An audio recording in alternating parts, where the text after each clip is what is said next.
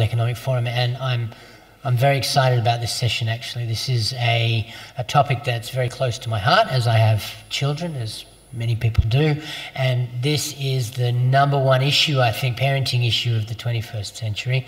We're here to talk about digital intelligence, and I'm very pleased to introduce our participants this morning.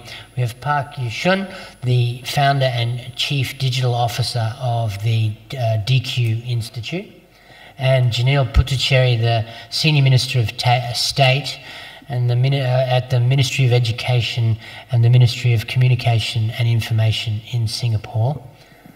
Good morning, and thank you for coming. Thank you.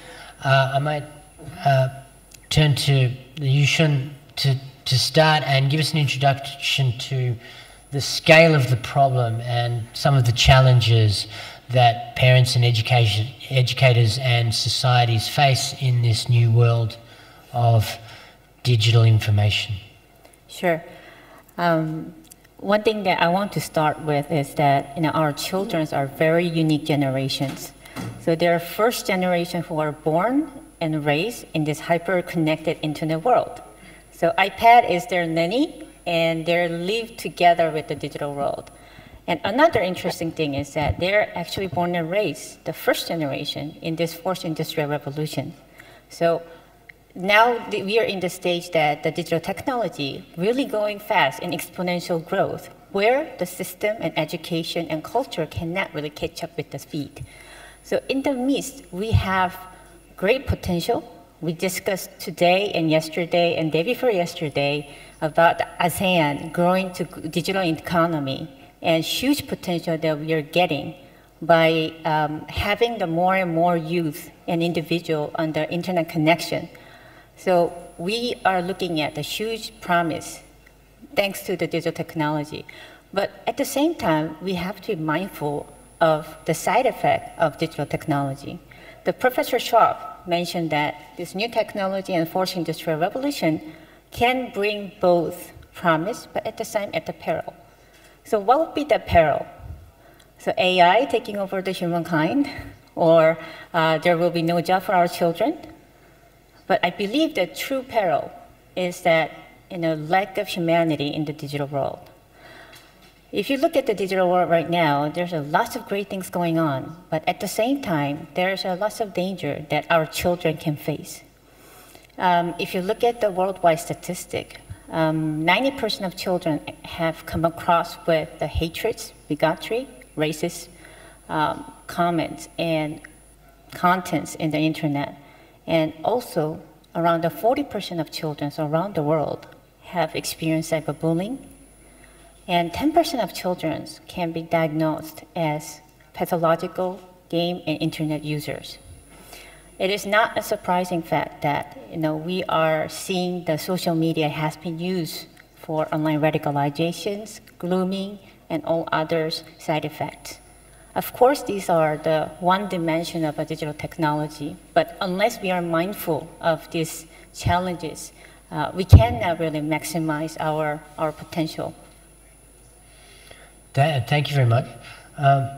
Minister, can you tell us a little bit about how the Singaporean Ministry of Education, for instance, is integrating some of these ideas and challenges into its policy program? Well, the first position is how big a role is this going to play in our education space going forward? And do we have the luxury of saying, well, we might be in a position to restrict or reduce access or mitigate some of the downsides? And the reality, we believe, is no, because the opportunities available in terms of both the education space, but the job space and the social space, with what happens online and digital space, are huge. And the generation growing up today, they're going to be very much taking advantage of these opportunities. It's going to be very much part of their lives.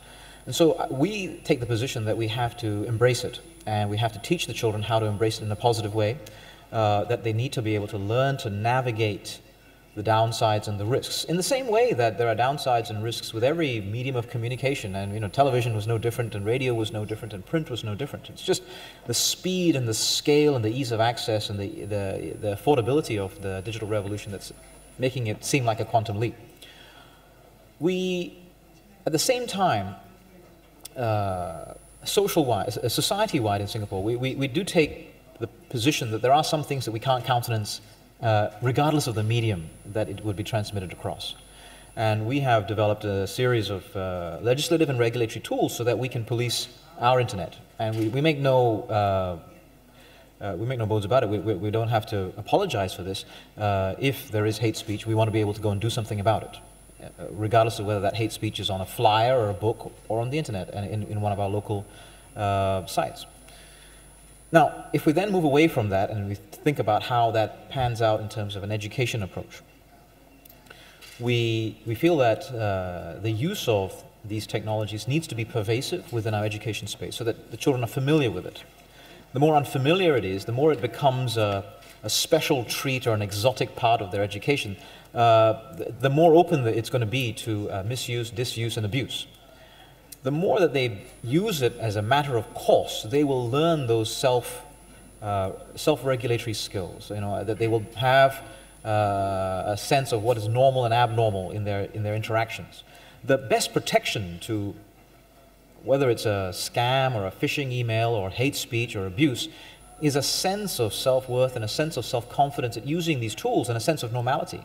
When you don't have that sense, you become much more vulnerable. So we have an approach that the use of ICT is something that we should see as pervasive, not for its own sake, but because it allows so much else to happen within the education space.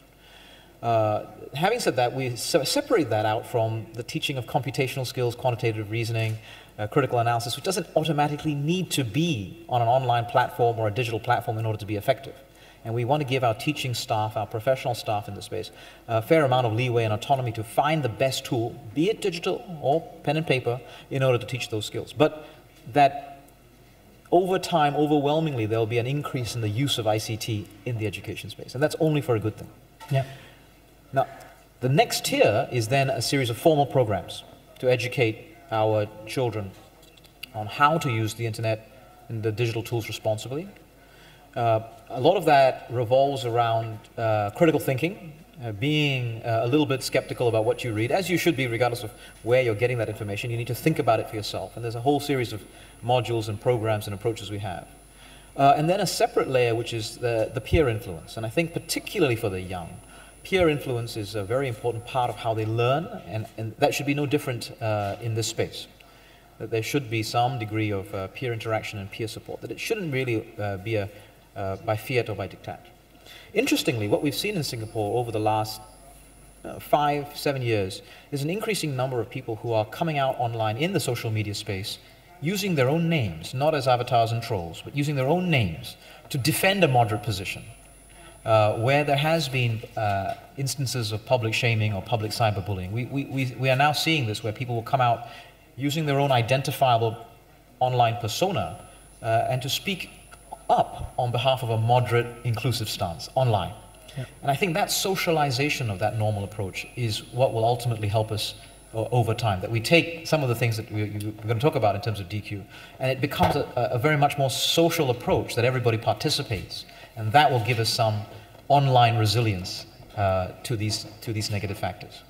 So in terms of that second layer, which you mentioned, which is the actual formal programs for teaching of digital intelligence, Yuhyun, perhaps you could tell us a little bit about the concept of DQ that you have developed and how parents and children and teachers and others can access these ideas. Sure. Janil described really well about what has to be taught for our children. We want our children to be an independent thinker who can make a decision in online, right decision, and with a critical thinking. So we want them to be a proactive learner and doers, so who can actively reach out to the community and also utilize the technology in a most effective way and maximize the potential while mitigating the risk. So these are the ability that we want to nurture in our children. So we, as a group of researchers, develop what be the core skills, life skills that children need to have. So we DQ, digital intelligence, is some of cognitive, social, and emotional ability that child and individual can deal with the demands and threats of digital technology and media. So what we have done is very interesting. We are looking at the generations of children. So who are the target? Who will be the most effective target and intervention time that we can go and talk to them about these skills? So we concluded 9 to 12 because these are the age group, they started their digital life most actively. So they get the first device around the 9 or 10, and they become very active in the social media, even though they're not supposed to be on social media until 13 and above. But that's the reality, because they are the age that's seeking the social inclusion. They need a peer pressure. They need to influence and get influenced through the social media. So what we believe is that, just like a driving license, before you drive, before you hit the road, you know how to drive. So DQ education has a similar rationale. Before you get very actively involved in social media and digital media and technology, you know how to use them safely, effectively, and responsibly. That is the starting point of DQ. We work very closely with Singapore government and private sector. Singtel was our strategic partner, and we also work with the civic partners. In Touch Cyber Wellness, our partners in Singapore, we formed a coalition to make what is the most effective way to reach out to whole generation of 8 to 12 years old. Because we really believe that this is a core competency that every child needs to have. And it is not just about every child. Also, it's very important to reach out to children in the underprivileged community, because there is a data showing that children in low socio-economical status can have a higher impact on the cyber risk. So what we developed is the online platform, that any child can self-learn DQ by themselves in a holistic way with the minimal efforts of teachers and parents. Because digital issues are very tricky. Because like we say, they are the first generation who are born and raised in this internet generation. So teachers and parents are usually feel powerless. So they feel incompetent to talk about this digital issue. So it is often neglected in the schools or parenting.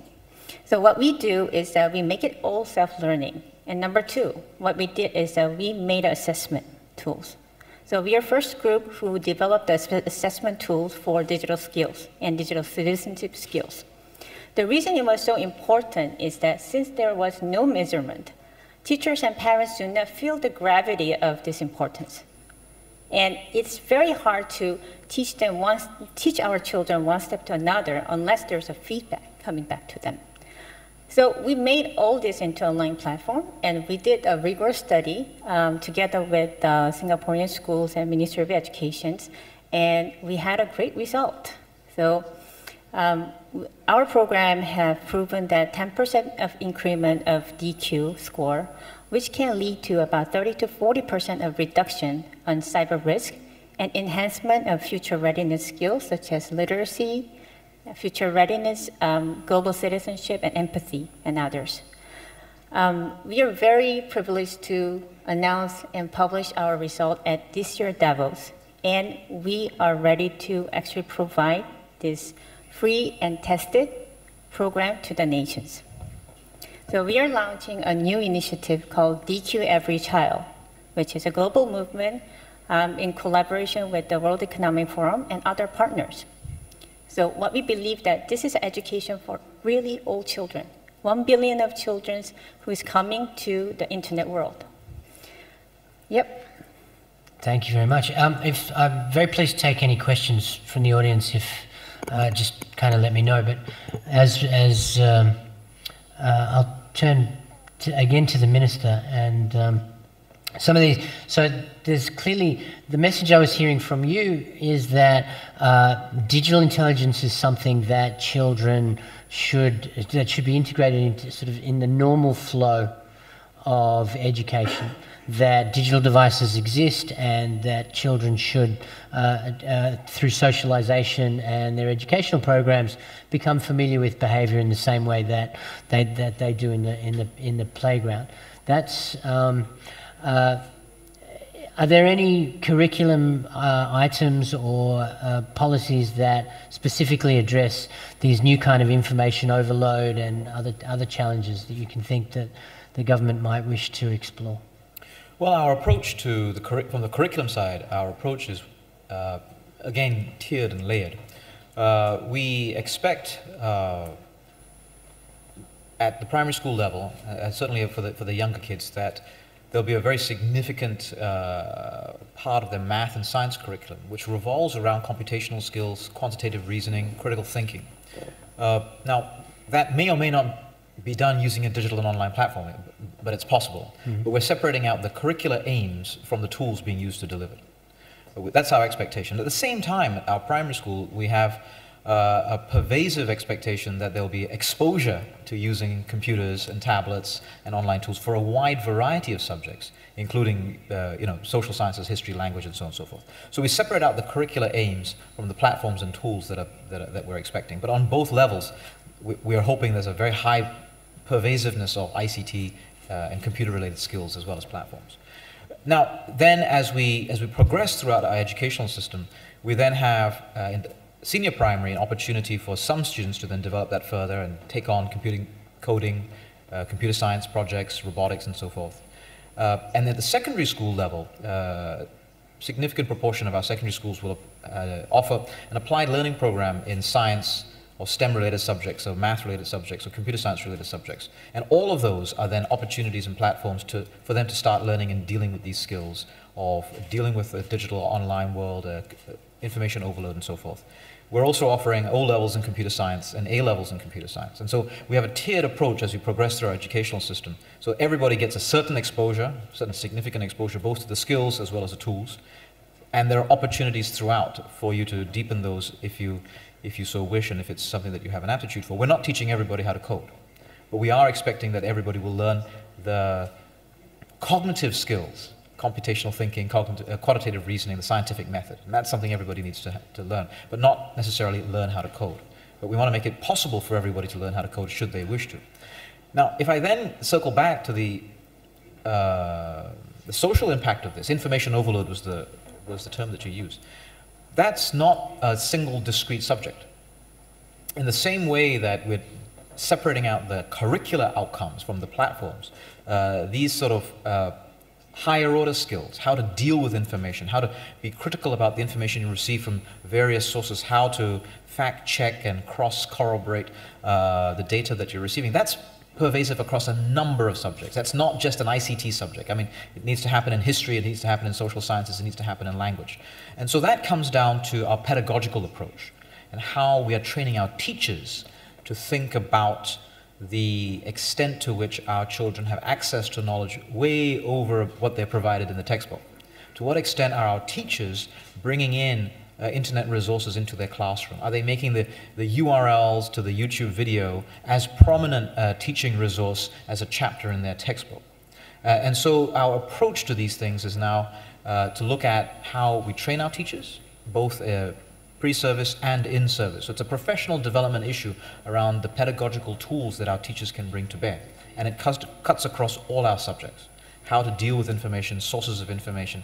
And we're quite open to the fact that our teachers need not develop all their information de novo themselves. We are very supportive of the idea that they should scour the internet, and if someone has done a YouTube video better than any of us, that's the thing that they should use as a teaching resource. And that approach means that the skills that we're talking about become normalized and socialized for our teachers, and then they can do so for the children under their care. And that is how we think there's a way forward. So what I'm hearing from Jamil is that it's integrated throughout the curriculum. Yuhyun, do you think that DQ is something that actually you need to, it's a different subject altogether, that it's something that you need to address in a particular time frame with particular tools? Currently, like Singapore is one of the frontier nations who is working on the DQ topics. So they have developed a curriculum called Cyber Wellness. And it is one of few countries around the world, I can say, who have frontiering this as putting in a national education curriculum and a separate set aside of these topics and dedicate time to teach them about the cyber wellness. So I can say that Singapore is quite advanced on that regard. And one thing I found that is quite fascinating is that Singapore has done not just about the national curriculum, they encourage to bring the social sectors as well as the industry sectors to bring in the best knowledge. So they formed the interministerial committee to look after cyber wellness issue and to bring the partners like us to be part of the game. So one thing that I really admire, and I think it can be benchmarked by the other nations, is that how the Singapore government has formed the private and public relationship and partnership to create the ecosystem, rather than it's just not about the one-time curriculum. It also nurtures the ecosystem and culture in the society. So involving education, not just educators, teachers, and students, they involve with parents, and they involve with in counseling. So it's just beyond the education, it's more about the also community effort. So that is something that I'd like to compliment in about the Singapore approach of dealing with the DQ education. And regarding your question, my personal view is yes, because nowadays it is no longer about math and science. It's more about what is a future skill that we want to nurture. The key critical component of digital intelligence is a critical thinking. Critical thinking can be born from multiple subjects, and it has to be thinking about the new curriculum, future of curriculum should thinking about how we can integrate it as you, and then we can help children to think about how to solve the really global agenda and global challenges. So along that line, I think we are moving into that direction. Very good. Michael, if I could just Sure. circling back to your question about you're hearing that it's pervasive or is there some discrete time? It's not; those are not mutually exclusive. When we talk about the skills that Dr. Park just talked about in terms of critical thinking, the higher order skills, whether it's critical thinking, relationship building, presentation skills, these can't be taught in a vacuum. They have to be taught about something. They have to be taught within the context of something. You have to have something to think critically about. And so whether this approach is pervasive throughout the curriculum or you have time set aside, it's not an either-or approach. And our approach is that you need to do both. You need dedicated time, especially at the lower primary level, and the kid hasn't been introduced to some of these concepts. You need to have some dedicated curricular time to pull out and think about these problems and these challenges. But then you need to take those concepts and layer them throughout a whole bunch of other subjects so that they have something to do with these new skills that they have. It's not an either-or approach, it's both. And it's only then that you get those real synergies across both the skills and the subjects that those skills are brought to bear upon. That makes great sense. So we've talked a bit about Singapore, and we've touched upon the work of the DQ Institute. How do we transfer these ideas globally? Thank you for the question, because that's what I'm very passionate about. I personally believe that how we can actually change the generation, because these are the really unique generation that has a really high hope, and they have so much potential compared to other generations because the technology they have at hand.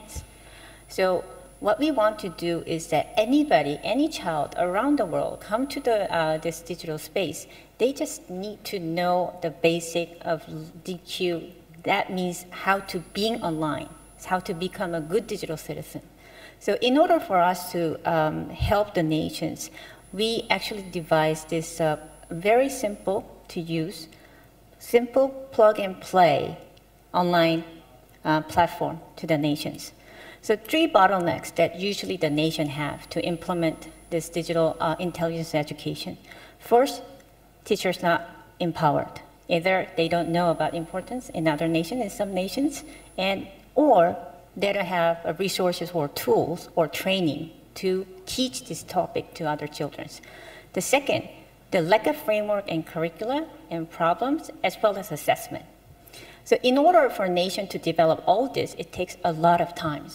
So what we actually provide is an easy to plug and play solution, so they can actually bring it without any cost. So third is about the system is not ready.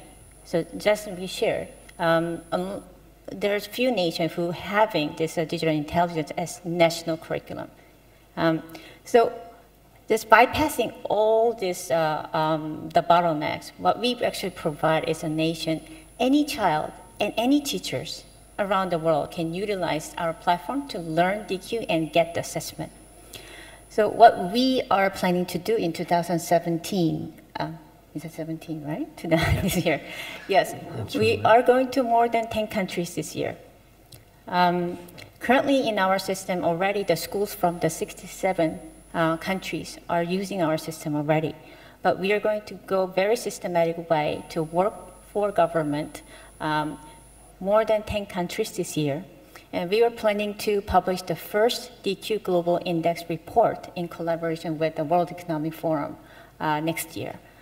Our goal is to set a global standard for digital protection and digital citizenship skills, digital intelligence skills for children, so that when we set the global standard, all the countries can benefit it through this system. And also, our aspiration is to really go to more than 150 countries within 3 years. So we are happy to work with anyone who have the same mission and same goal with us. So I will want to invite everyone for the collaboration. Fantastic. Well, Janil, hearing the collaboration that's happening here, no doubt Singapore will score highly on the DQ. Perhaps you could give us some final closing thoughts on developing these skills. Well, I think I'd return to where I started. These are going to be essential for the kids to be able to navigate the space. And the reality is that many kids will pick this up on their own. This will become very much part of their social life. But we have to look out for those who are most vulnerable, either because they haven't had the means or the opportunity to learn these skills or to get online, or where they are growing up in an environment where they're very exposed to being groomed or to being manipulated by what they see online. So I think, yes, the generation is going to grow up and many of them will pick up these things on their own and eventually find their way, but along the way, will they leave people behind or will they have a rough ride getting there? And this is the kind of thing that we have to do to intervene to make sure that all children get the same opportunity to develop these, what are going to be fundamental skills as they grow up into becoming adults. Indeed. And if you could just give us the website address so that people watching can go there and check out the online tools. Sure. So if you have if you have children of your own or if you're teachers, visit us at dqworld.net. So you will find a very cartoonish animation for children. Yep. Great. Look forward to it. Thank you very much. Thanks everybody for coming along, and thanks to those who are watching. Thank you. Thank you very much. Thank you. Okay.